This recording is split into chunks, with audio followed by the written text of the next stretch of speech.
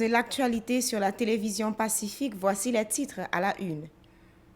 La lutte entre les élites politiques et économiques a engendré la nouvelle crise globale, affaiblissant davantage l'appareil de l'État, a déduit le professeur Sauveur Pierre-Étienne. L'organisation non gouvernementale Agro-Action allemande lance un SOS aux autorités gouvernementales suite à l'insécurité alimentaire qui frappe le pays.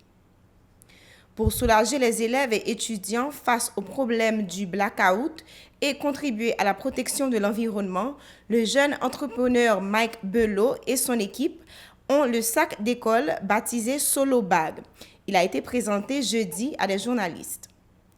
L'Association des résidents de Montagne-Noire à Pétionville dénonce la construction d'une station à essence à l'entrée de la dite section communale en dépit d'une pétition adressée au ministre de l'Intérieur, de l'Environnement, de la Justice et à l'édile de la commune.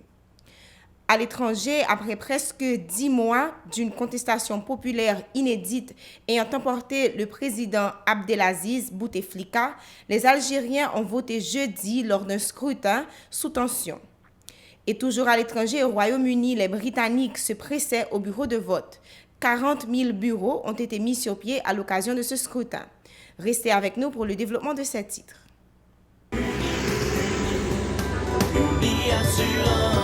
Si vous voulez assurer vie, nous ne sommes pas de la tête,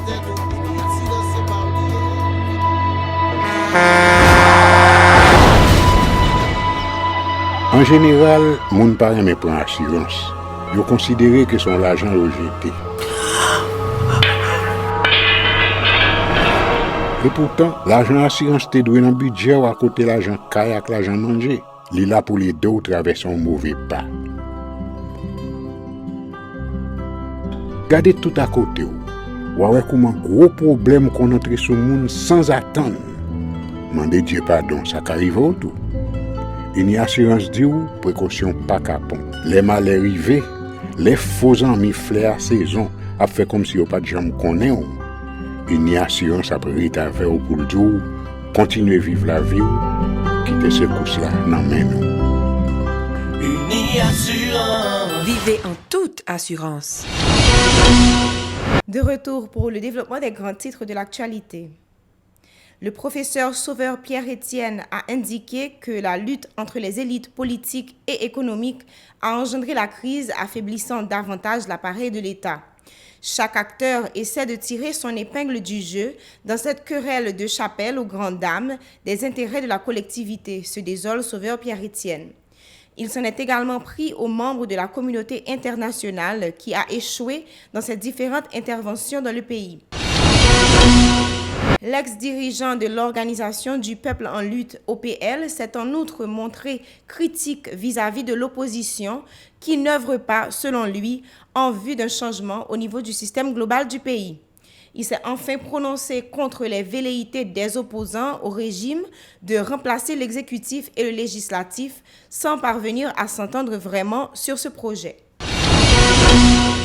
L'organisation non gouvernementale Agro-Action allemande lance un SOS aux autorités gouvernementales suite à l'insécurité alimentaire qui frappe le pays.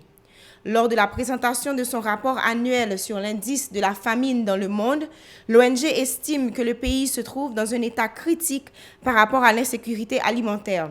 La directrice de l'ONG, Annalisa Lombardo, attribue cette situation à des causes structurelles et conjoncturelles, dont la dévaluation continue de la gourde par rapport au dollar américain et l'accentuation de la crise socio-économique. Ces explications au micro de Nancy Constant et David Mercius. Cette activité a le but de présenter le rapport 2019 de l'indice de la faim dans le monde. C'est un rapport qui est publié chaque année par la Welthungerhilfe et par Concern. Il s'agit d'une analyse comparée des différents outils statistiques. L'objectif de ce rapport, c'est de faire un classement de la situation de la faim dans différents pays dans le monde, mais surtout de donner des données chiffrées aux décideurs, aux organisations internationales et aux organisations non gouvernementales pour pouvoir mieux orienter leurs actions et pour pouvoir aussi, au niveau étatique, arriver à faire du plaidoyer pour des politiques nationales qui peuvent prendre en charge d'une façon plus efficace la faim. Haïti ne se trouve pas, se trouve dans la phase, pas dans la phase d'urgence, mais presque. C'est grave. C'est pas encore, non, on n'est pas dans une phase alarmante, mais c'est une situation qui demande de l'attention. Elle n'est pas encore en phase alarmante, on n'est pas là, mais c'est pour cette raison il faut agir avant, parce que, comme on vient de dire lors des discussions, la prévention est toujours plus efficace que le traitement. Pour pallier la problématique de l'insécurité alimentaire, Mme Lombardo préconise des mesures relatives au développement durable telles la transformation du système alimentaire et des investissements dans le domaine de la prévention des catastrophes naturelles. Ces actions devaient être entreprises particulièrement dans les zones à risque, selon Annalisa Lombardo, toujours au micro de Nancy Constant et David Mercius. Non, c'est un effort conjoint. Les organisations gouvernementales ne peuvent pas travailler en dehors de l'État. Donc, on a besoin d'un cadre politique clair. Et c'est pour cette raison qu'il y a des discussions en cours pour développer une politique nationale de sécurité alimentaire. Il y a des discussions pour développer une politique nationale de protection sociale. Ces efforts, ces deux lois doivent être harmonisés. Et la prise en charge doit être faite d'une façon cohérente pour assurer des résultats durables. Ce n'est pas notre rôle, parce que moi je parle du côté des organisations non gouvernementales. Ce n'est pas notre rôle de définir des politiques. C'est la raison pour laquelle on a invité des représentants de l'État haïtien, parce que c'est la responsabilité de l'État haïtien de définir des politiques. Notre rôle, c'est juste de connaître, prendre connaissance de cette politique, peut-être aussi soutenir les autorités haïtiennes avec des données pour alimenter, pour avoir des politiques qui respectent les réalités sur le terrain. Et après, notre rôle, c'est de s'aligner à ces politiques pour aider l'implémentation sur le terrain. Les résidents de la route Ibolélé, de la rue Métellus et de Montagne-Noire dans la commune de Pétionville dénoncent la construction d'une station à essence à l'entrée de Montagne-Noire en dépit d'une pétition adressée au ministre AI de l'Intérieur Pierre-Josué Agénor-Cadet, de l'Environnement Joseph Joute, de la Justice Jean-Roudi Ali et à l'édile Dominique Saint-Roch. Les travaux ont débuté depuis 3 semaines, ont constaté ces résidents, soulignant que ce projet va aggraver les problèmes liés à la circulation automobile et piétonne, à l'environnement ainsi qu'à la sécurité. Ces habitants ont indiqué que les pompes à essence sont devenues des cibles privilégiées pour perpétrer des actes de vandalisme, arguant les scènes de violence ayant émaillé les derniers troubles sociopolitiques dans le pays.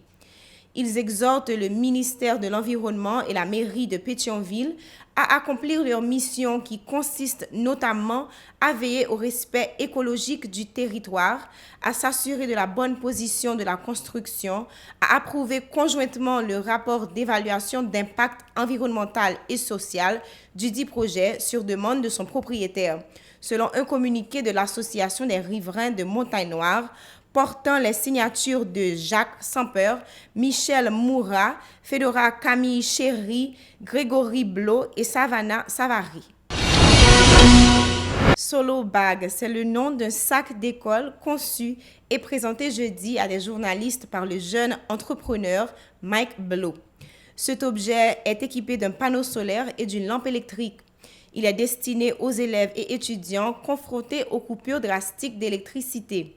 Cette initiative a permis la création d'emplois et une contribution aux efforts pour protéger l'environnement, s'est félicité Mike Blot, précisant que ces sacs ont été fabriqués à l'aide de sachets d'eau recyclés. Ces propos recueillis par Sherline Murat et David Mercius. Donc, qui ça sur le bagage lui-même lié, c'est un sac à dos à énergie solaire.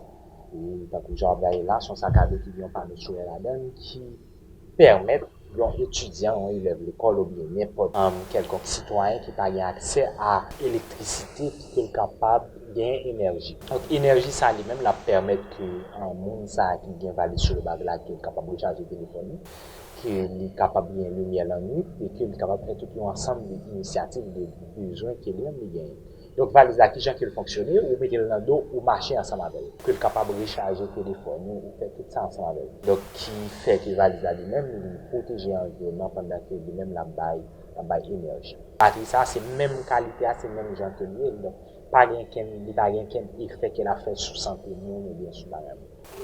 Prix c'est 1500 €. Donc tout le monde a payé. Le public que nous visons, ça pas un pouvoir d'achat qui est vraiment énorme. Donc obligé. Observons une brève pause pour le développement des informations internationales.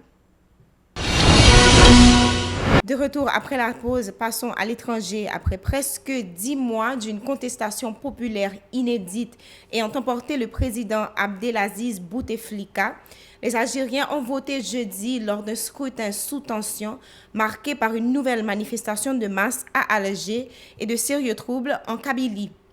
Dans l'après-midi, des dizaines de milliers de personnes se sont rassemblées dans le centre d'Alger pour dénoncer le déroulement de l'élection qu'ils voient comme une manœuvre de survie du régime, ont constaté des journalistes de l'AFP.